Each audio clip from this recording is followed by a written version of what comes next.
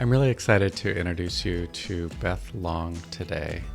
I met Beth at New Relic, where she played a very large part in our reliability efforts in what was really a world-class reliability team.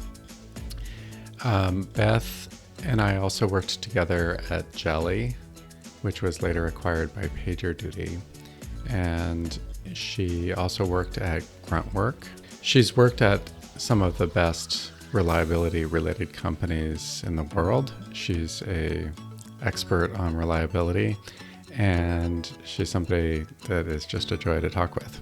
Looking forward to sharing this conversation with you.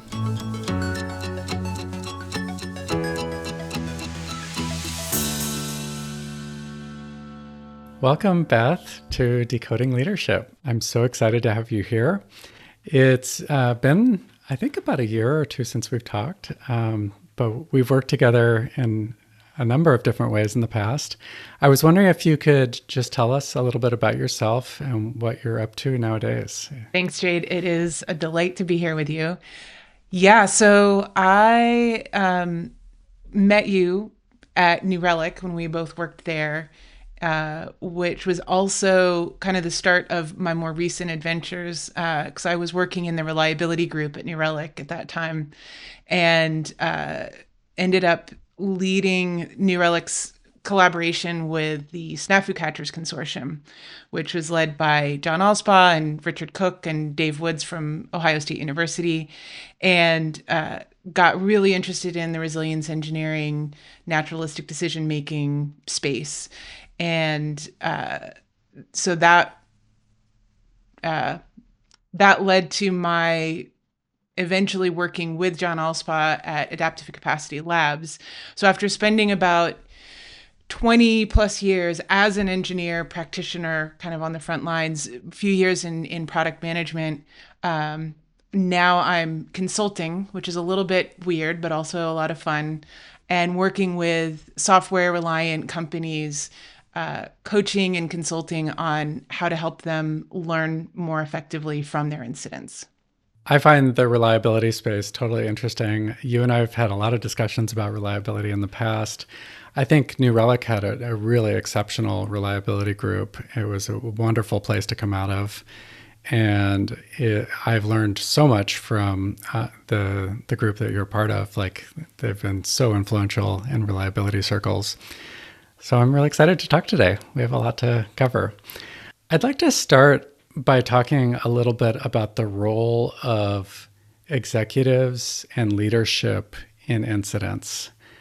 This is a topic I just haven't seen discussed very much. It's usually we're talking about the role of the SRE in incidents, or how to run a good incident or incident response process or things like that. I'm super curious to hear how you think about how the response to incidents varies depending on where people are within an organization. I love that. I love that angle on the question. Yeah, this is something I'm really interested in lately as well. So as you said, we usually focus on incident response and kind of the questions of the cognitive work of incident response. How do the people who are actually solving it solve it better, for some definition of better, which is its own rabbit hole? And we don't look a whole lot at the contribution of people who are not those like hands-on keyboard engineers or the incident coordinator, if you have that kind of role. And so what I've noticed over the years is there's a wide range of how people can behave during incidents. The folks that are at the sharp end, those engineers, hands-on keyboard, usually have kind of a consistent pattern. Like, they come in and they have a way that they tackle incidents. There's a lot of other people that are also what I would call sharp end. There's people in customer support who are really integral to the whole process. There's people who are a little farther away who can really contribute, product managers and folks like that. You have people like staff engineers who have engineer in their title, but often are doing much more strategic work. And they can behave more like leadership writ large. And leadership executives have a uniquely difficult position in incidents because they have a I sometimes think of them in incidents. We'll talk about how do you deal in an organization when you have influence but not authority. In incidents, I think of executives as having authority but no influence. So they have this responsibility for outcomes. They have to answer to the board, to customers. They have to, go on apology tours when things are really terrible for the organization. But in the actual event, there's not a whole lot that they can do. And so they can really struggle with how to show up, how to be effective, and kind of knowing what role to play to make things better instead of making them worse. Yeah, I've seen that as well, and I've experienced that as well. Sometimes as a leader, you can be observing an incident and kind of feel like compelled to be a part of it. Yes. How do you see that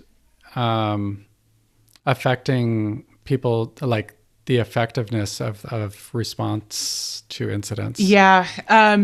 By and large, and it varies.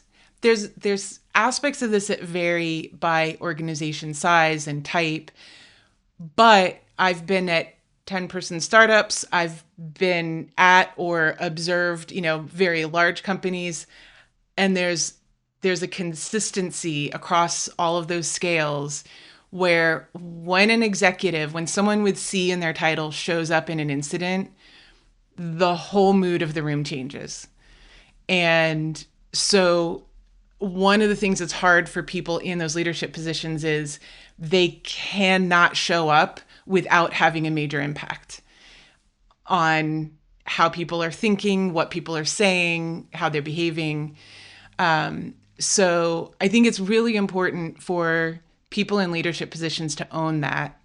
At the same time, like you said, there's this you can feel compelled because you know how important this event is, and it feels terrible to do nothing. You feel like you're reneging on your responsibility or whatever. And I think when you start from understanding the impact that you have, and that it is a function of your title in a lot of ways, it's going to be influenced by your personality, but it is a function of your title, then your next step is to own that impact and realize, okay, I need tools to manage my anxiety around this event. Because, and again, we all know incidents are stressful, but like incidents are very physical, like adrenaline, cortisol, your heart rate's up, and so if you don't know how to manage your own physical response and all of the emotions that are coming up, you're going to kind of barge in and act out instead of supporting people. And then I think if you can own that and understand the impact that you're necessarily going to have, then you can start to act with more awareness and be able to contribute. If you do feel that you need to show up, it's going to be more from a perspective of there's something I can do here that no one else can do. I can talk to a vendor. I can get customers off your back. I can run interference with legal. If you can do those things, if you can buy everyone a pizza, whatever it is, like, great, do those things, but be very aware of the fact that you are going to change the mood in the room, and that nerd sniping people, asking, are we there yet? All of these things that feel like they might be productive are probably only going to run counter to the very outcome that you're trying to support. I love how you talk about it as a physical reaction, because that is so true. And also, like, leadership anxiety can be just incredibly destructive, especially in an incident. I've definitely seen that happen. Absolutely. Yeah. Yeah. People's heart rates are already up. The only way you can get them to go higher is by bringing like the CEO into the room. And then they don't Exactly. have to say a word. Like all you have to see is, person's name has joined the chat and everyone like gets an extra adrenaline spike. I wonder for myself, I might be centering this too much on myself, but coming from a place where I have dealt with reliability a fair amount, I've sometimes I've noticed that the incident response sometimes doesn't feel very well coordinated. And I've sometimes felt as a leader that can be the way that I can contribute. Do you have any advice for leaders and how they can help with the communication aspects of it or the coordination in ways that aren't harmful? Or would you say that generally it's best for teams to develop those capabilities themselves? How do you think about that? I love this. I love this question. Can I put my analyst hat on for a moment and ask you, Oh, please. imagine you're joining an incident and observing what signals indicate that coordination isn't going well. People, if I see that people aren't really sharing the results of anything they're doing, or they're not really, sometimes it can just feel like people are pointing, are like poking at different ideas, but there's no real like idea of how it coordinates with the overall what we're trying to solve for. Mm-hmm. Like sometimes when I've been in an incident that feels very well coordinated, there can be like, well, we really have no idea. This is super weird.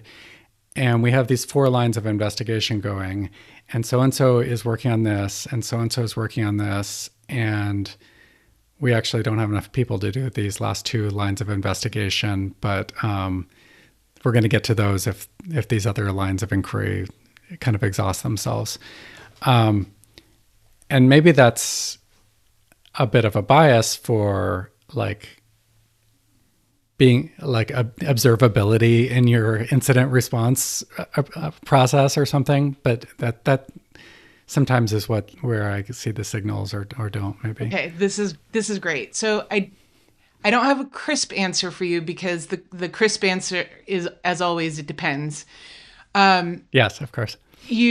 So I'll highlight something. What you just described is really great because I'm having a lot of discussions lately with people about incident coordinator, incident commander, facilitator, whatever you want to call it.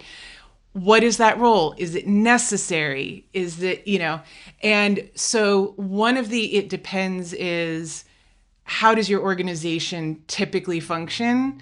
Because there's an exercise that we sometimes do with clients where we have them go through a chat transcript of an actual incident and kind of make observations about it. And you get a lot of different observations depending on someone's bias towards how incidents should go. And sometimes people will say, yeah, it was really chaotic. People were talking over each other. No one really seemed to be in charge. No one knew what was going on. But it was a really complex incident that was resolved in like 18 minutes. And so there was this real fluency of the responders, and they had an established pattern at that organization of being able to do that and kind of have a very decentralized approach that worked for them.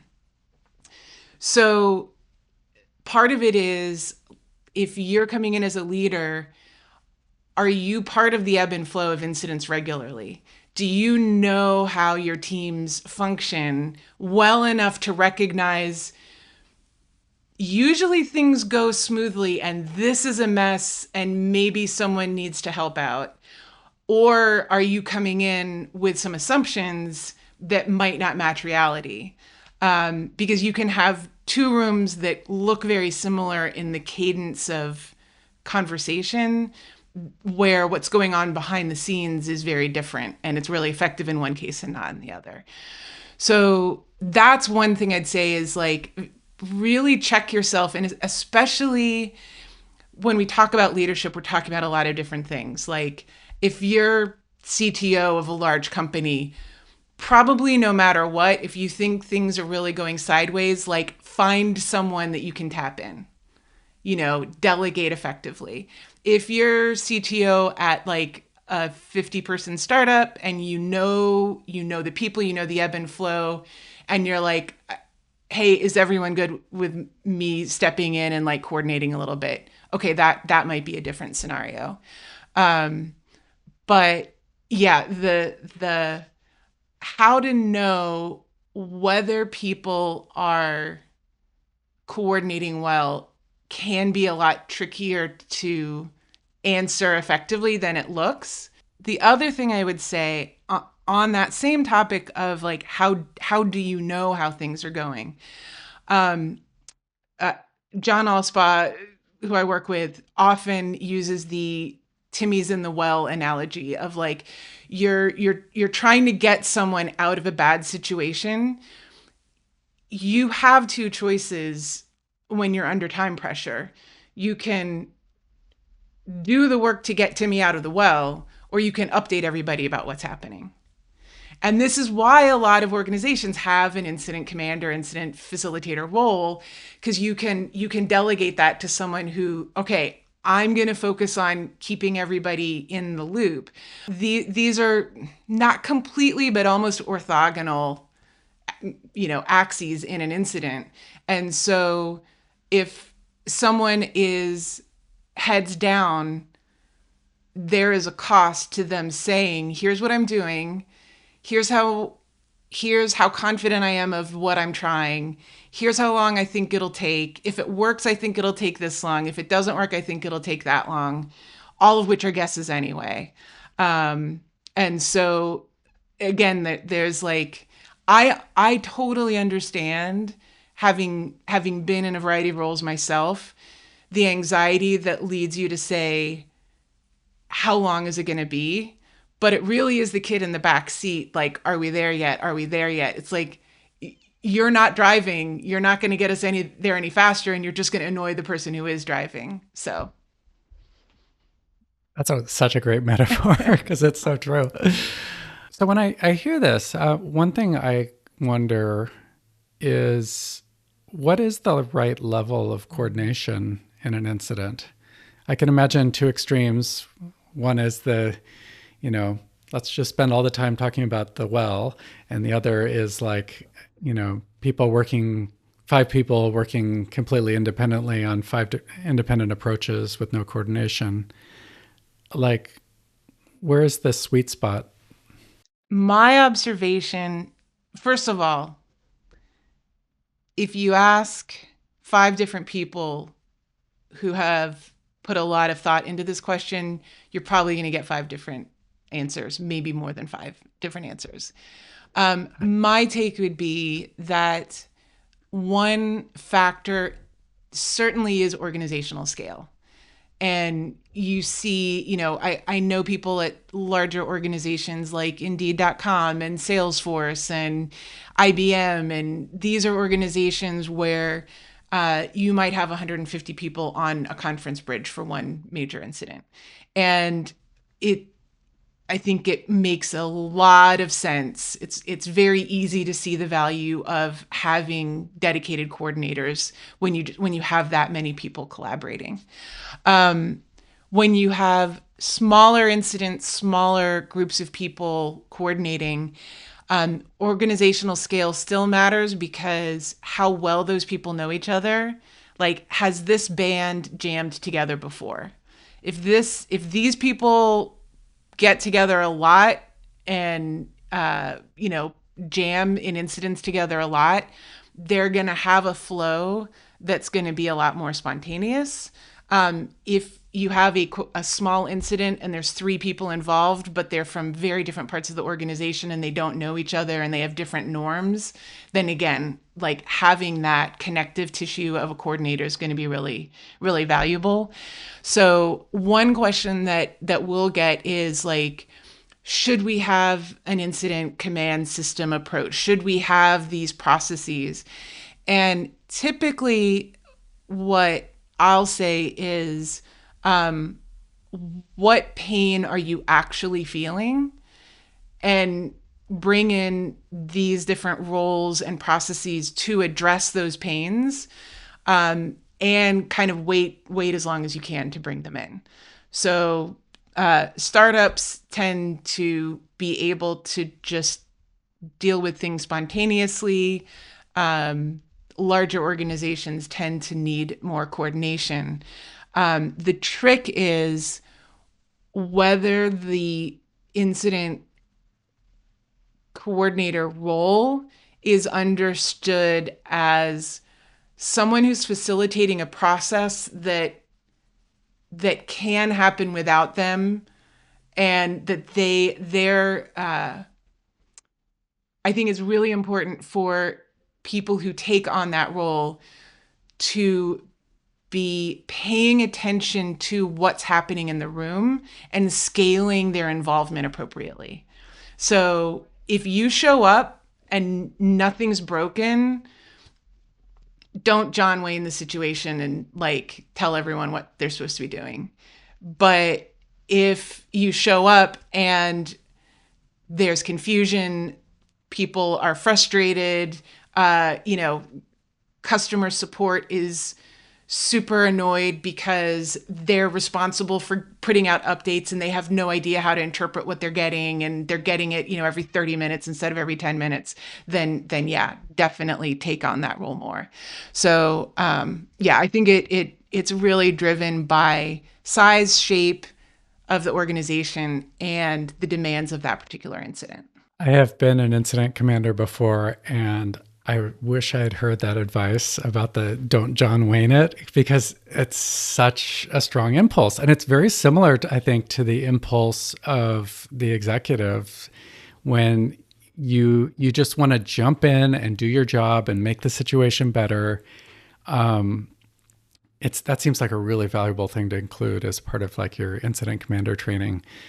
Maybe we need an executive training or something too for how we get involved in incidents. Yeah, that would be great. And with all of this, harking back to that point about understanding what the physical demands of an incident, understanding the impact of those physical demands and how it's changing your cognition, and how embodiment impacts this whole thing. That's one thing I noticed about myself early on in a lot of incidents, was that I wasn't thinking as well as some of my peers who had a lot more experience with reliability were. And I found it actually kind of bewildering. I was like, oh my God, they think so well in these emergencies. And I would just get kind of panicked at first. And it's weird how you can get better at that, but it takes some. It's almost like it's just like a skill to build or something. Yes, it's strange. Yeah, it absolutely is. And I mean, one of my favorite topics to discuss with people is the diversity of skills that matter in incident response, and that you may have proclivities that make certain skills easier for you to pick up than others, but like these are learnable skills. Yeah. I also really love the band practice, or the like, have you jammed with this band before metaphor, because that makes so much sense as to the fluidity of a response. And it also makes the game days, that practice, a lot more understandable. Yes. It's like band practice. Yes, exactly.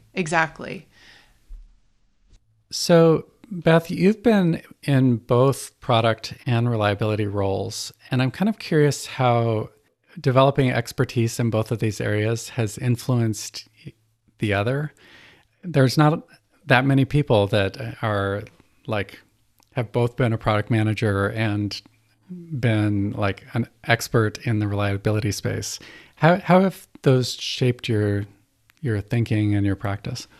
This is another one of my favorite topics because I am prone to drag out my soapbox anytime I have a chance to talk about the interaction of product and reliability. Because to me, having there's a couple things that led to me having the perspective I have. One was being a technical product manager for the reliability engineering team meant I was, thinking very explicitly about both of those disciplines, even before I took on a full product manager role later in my career.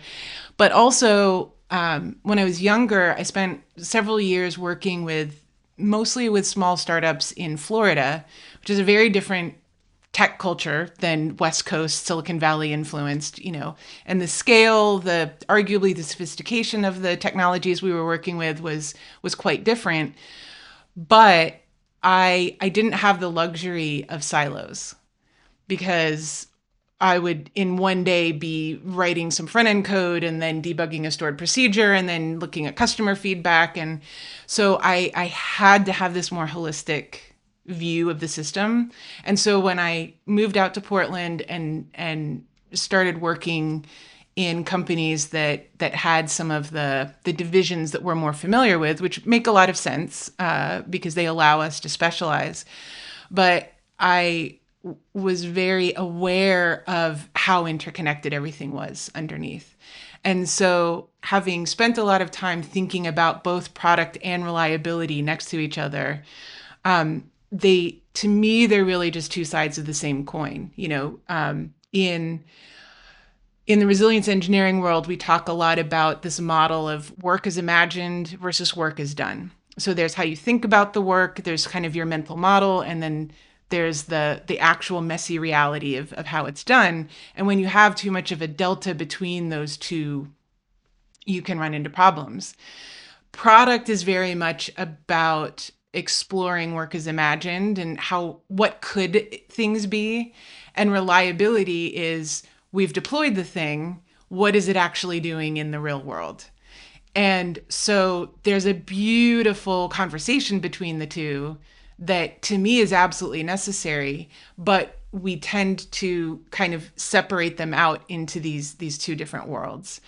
So when I was a product manager, it was really important to me to be tapped into what was happening in incidents and the reliability space and understanding reliability itself as a product, which is a perspective that I got, straight from the site engineering group at New Relic, was this idea that reliability itself is a product that you need to think about in product terms. And similarly, when I talk to people in the reliability space, I'm like, you would be so much better served if you had these product thinking and product marketing tools to make your case to the rest of the organization. Because so often reliability is kind of this arcane science. And so it's like, do I not care about it, or do I just have no idea what you're talking about? And so I'm going to, pretend that it's not there. So yeah, both sides really benefit from the other's disciplines, but so few people can kind of speak both languages. Can you tell me a little bit about thinking about reliability as a product? Like what is the implications of that, or how does that change how you operate? What does that mean concretely? So if I had a great answer to this, I'd be like showing you my best-selling book, because this is not a I'm passionate about it, but there's a lot that's hard to kind of wrap one's head around. Mm. When I think about reliability as a product, I think first of all, reliability is an experience that your customers have. And so That is so true. so Yeah, un it's the baseline experience. Yeah. it's the right. And so I have been at a couple, either worked at or worked with a couple organizations that very fearfully let their SREs talk to their customers. And I say very fearfully because like I had the conversations of like, are is it okay to let an SRE talk to a customer? Are they going to say something terrible? Are they, but once the people who were owning operational work had conversations with customers, they were like, oh, this is what they care about. And it really changed their Oh, interesting. perspective on what matters. Because, I mean, understandably, SREs, operational people, I'm using the term very broadly, like the people who are owning the stuff that's in production and fixing it, they are often kind of, shoved to the back of the organization. They're not closely in touch with what customers care about. And so they're thinking in terms of what reliability work is going to make my life easier, which matters, it's important, but it gets disconnected from what's going to actually impact the customer. And so then, you get all of these really uncomfortable, unhappy conversations of, the people who have all these different perspectives, and everyone's kind of talking past each other. So part of seeing reliability as a product is bringing those product cycles into the operational and SRE realms where those people can actually have direct contact with customers. And another aspect of it is helping the entire organization see reliability as something that you can make deliberate trade-offs about based on your overall strategy. And again, so much of this is about getting the different parties talking to each other and speaking the same language. Because otherwise you kind of get everyone pursuing their own agenda, and no one ends up happy because no one knows why we're doing the reliability work that we're doing. I I remember there's a way this almost feels like it's partially about empathy, where it's like I remember I had this moment once where we had this particularly bad incident, and there was some leader that said this, that basically like we had been approaching things as if it was more important for us to deliver new features than deal with some of these reliability issues. But to customers, it would have been better if we hadn't done any engineering work at all for 6 months and had focused completely on that reliability work. Like they really, like, they would have cared not a bit if we had done that. And it was like, oh, wow, we were actually producing kind of negative value as an engineering organization by focusing on the thing that we think we're supposed to focus on.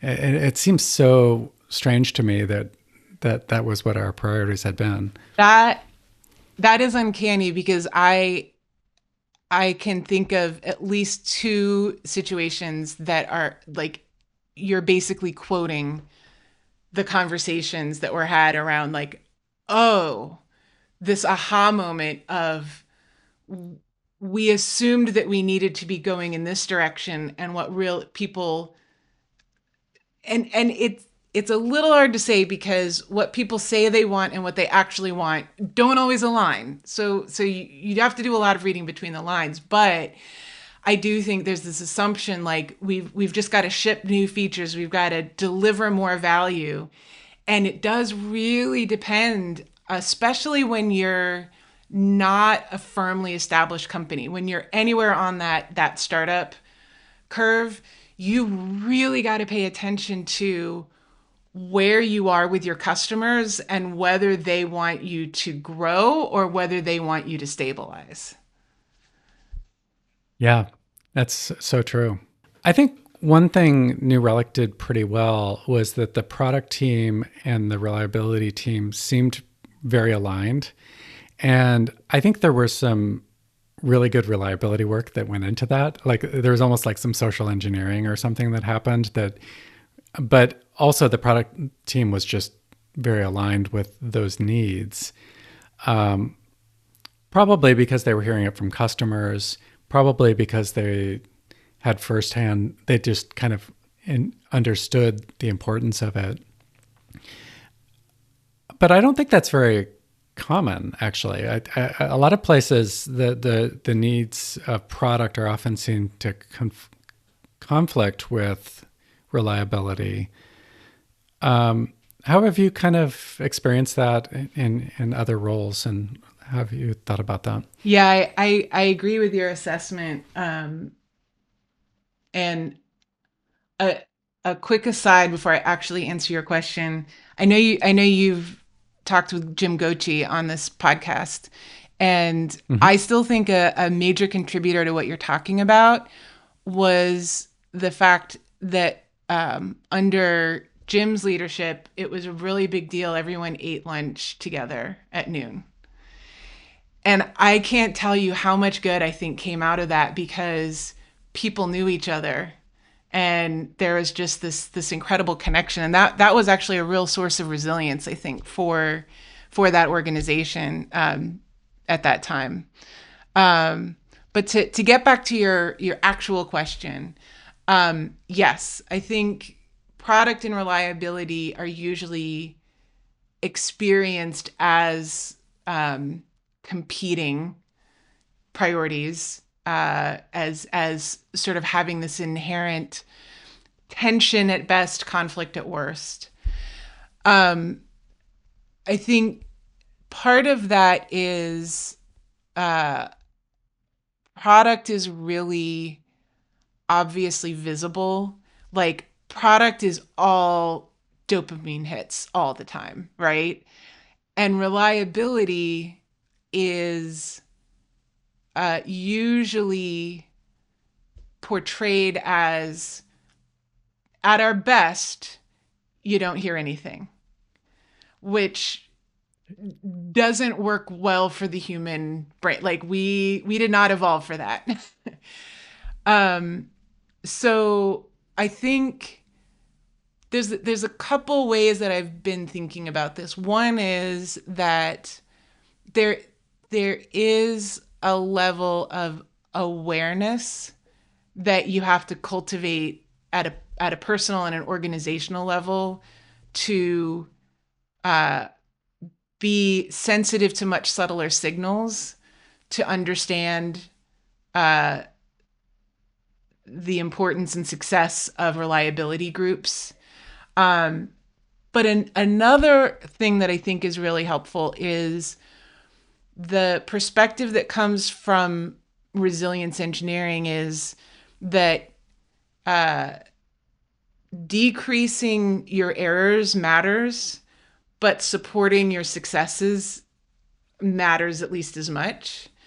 And so if you begin to look at reliability and resilience as um, understanding how the organization is succeeding and highlighting that and amplifying it, I think that can be a way of getting people to engage with some of these issues in a way that feels better to us as humans, because it's not just about absence, it's about presence. Oh, that's super interesting. What would be some examples of like kind of things that you would reinforce, like practices or like great things that teams are doing, or what would that look like? One example would be what we were talking about earlier. If you show up to an incident, is your first question what what's missing here, or is your first question like what's happening here that's successful? That's kind of a smaller example. Oh, interesting. The lunch that I just mentioned, like Hmm. opportunities for people to connect and share perspectives. It could be that everyone eats lunch together, or it could be communities of practice, or it could be, these other informal things that that don't have an obvious ROI, but that enable the organization to operate better. When we talk to ACL or Adaptive Capacity Labs, my day job with John Alspa, we talk about a lot of organizations. You can see everyone's code. You don't need to get permission to see the repo of another team. That's actually a really powerful source of resilience for organizations, because it allows people to see what's going on and learn about other people's code bases. And if you took that away, it would have a really negative impact. But you don't think about, oh, this is something we need to protect, until it disappears. Code reviews are another example of something that you can't really say, oh, this is something that saved us X dollars this year, but it's something that has a ton of really positive benefits for the organization. So you were talking about how with reliability work, your best case scenario is that you are invisible. Mm-hmm. And it seems like one of the challenges with reliability work is that it's actually kind of hard to know if you're doing a good job or not. Can you talk a little bit about, like, how do you know if your organization is doing well with reliability work? Oh yeah, this is also a great one. We love our quantitative measures. And there's good reason for that. They're very powerful and they can help us get a lot of clarity. The first thing that comes to mind on how you know if you're doing well with reliability work is actually to make more use of qualitative measures. One thing that's coming to mind for me on this is Brent Miller, who we also worked with at Relic, who I think has also been on your podcast, did team health assessments. And there were some quantitative measures there, but it was a very qualitative process. And it was a way to go out and have conversations with people and get a bead on how our team's doing, where are problem areas, where are areas of great success. And I think we underutilize this in the reliability space, because reliability it's really about customers, and some of those customers are external. How are people experiencing the product outside of the boundaries of the organization? And a lot of reliability customers are internal. Like, are we supporting the organization in being able to work more efficiently and deliver more efficiently? So having more access to qualitative measures of, are other teams having a good experience with the deploy pipeline? Are customers having a good experience with reliability? How are people using the platform? I think that's one measure that's really important. And another one is looking at maybe fatigue of teams. I think when teams are really fatigued, it's often because there's this drag on how they're working.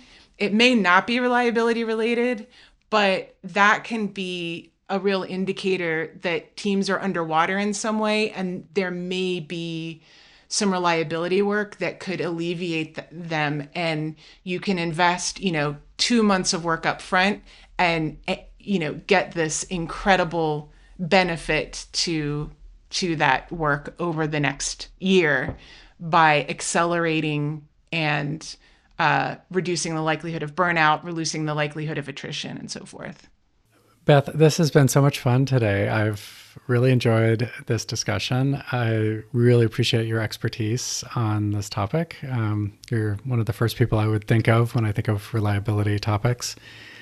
If other people are interested in connecting with you or finding you on the internet, how should they find you? Two ways to find me. One is if you're interested in the incident learning side of things, adaptivecapacitylabs.com. And I'm about to rebrand my own coaching and consulting under continuous reintegration.